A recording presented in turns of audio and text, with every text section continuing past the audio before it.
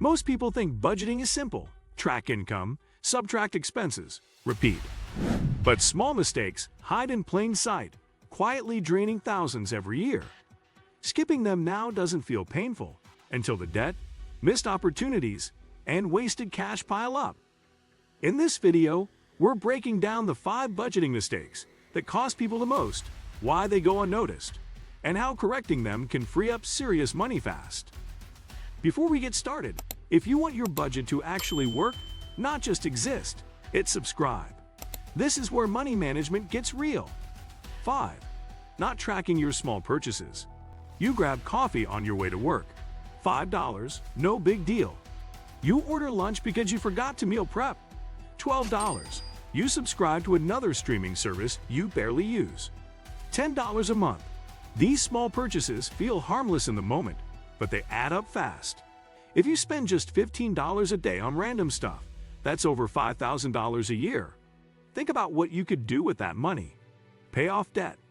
Build an emergency fund. Take a vacation. The problem is that small purchases fly under the radar. Your brain doesn't register them as real spending because individually, they seem insignificant.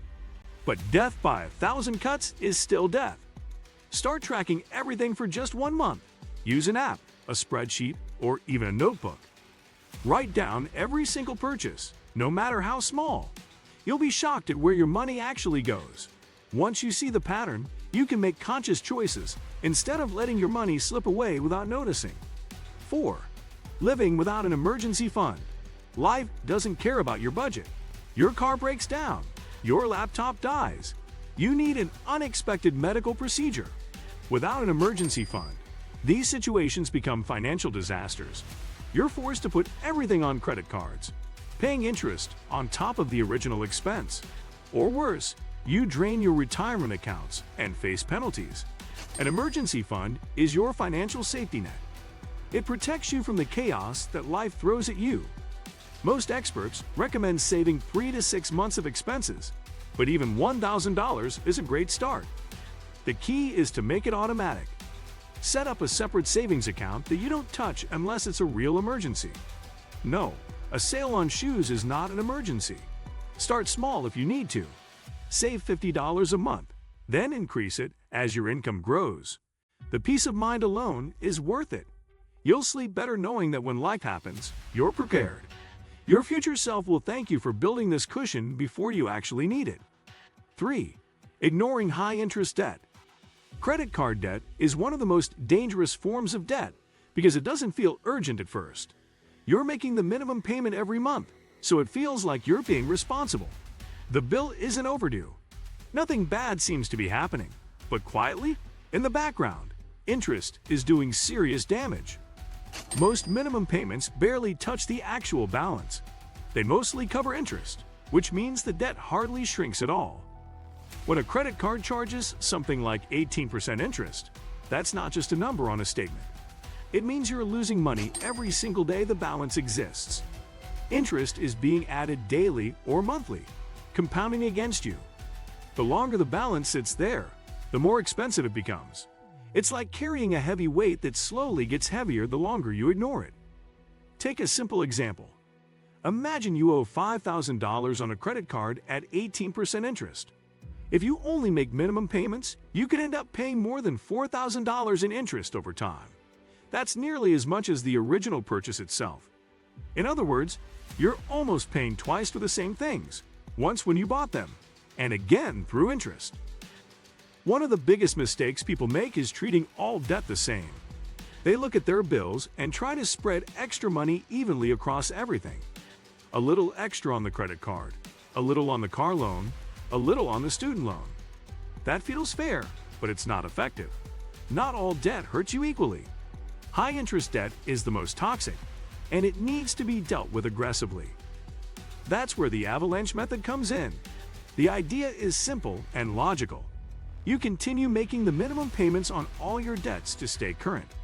But any extra money you have goes toward the debt with the highest interest rate first, usually a credit card. By doing this, you reduce the amount of interest, accumulating as fast as possible. Every extra dollar you put toward that balance doesn't just reduce the debt, It prevents future interest from ever being charged on that amount. 2. Not planning for irregular expenses. Most people say they're caught off guard by certain expenses, but if we're being honest, very few of these costs are actually surprises. Christmas comes every December. Car insurance renews on a predictable schedule. Annual subscriptions, birthday gifts, back-to-school shopping, home repairs, and vehicle registration all happen again and again. The real issue isn't that these expenses are unexpected. It's that they don't happen every single month. That difference matters. Many people build their budget as if life runs on perfectly even monthly expenses. Rent, groceries, utilities, those are easy to plan for. But irregular expenses don't fit neatly into a monthly box, so they get ignored. Then when they finally show up, they feel like emergencies. Suddenly there's panic, stress, and a quick swipe of the credit card just to deal with it later. That's where the problem snowballs.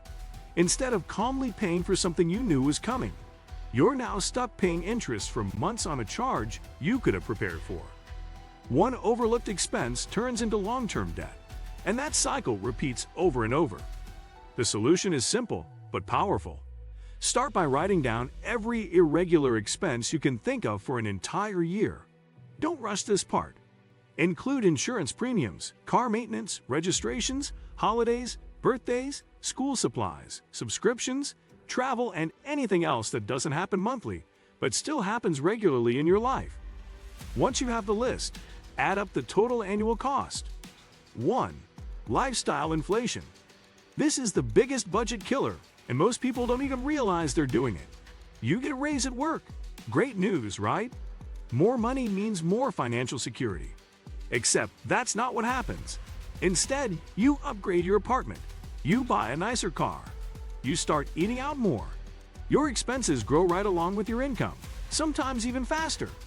A year later, you're making more money, but somehow have less in savings than before. That's lifestyle inflation, and it's why people who earn six figures can still be living paycheck to paycheck. The trap is thinking that earning more means you should spend more. Our culture pushes this idea constantly. Bigger house, newer car, fancier clothes. But here's the truth. The gap between what you earn and what you spend is where wealth lives. When your income goes up, your first move should be to increase your savings rate, not your spending. If you get a $3,000 raise, save at least half of it. Invest it. Pay off debt with it. Sure, enjoy some of it, but don't let your entire lifestyle expand to match your new income. The people who build real wealth aren't necessarily the ones who earn the most. They're the ones who keep their spending reasonable while their income grows. Stay in that modest apartment a little longer. Drive that paid-off car a few more years. Cook at home, even though you can afford restaurants. These choices might not feel exciting, but they're building your financial freedom. Every dollar you don't spend on lifestyle inflation is a dollar working for your future. Budgeting isn't just numbers, it's awareness. Catch these mistakes early, and thousands stay in your pocket instead of disappearing quietly. If one of these mistakes sounded familiar, like subscribe and share it with someone who thinks they're budgeting correctly but isn't.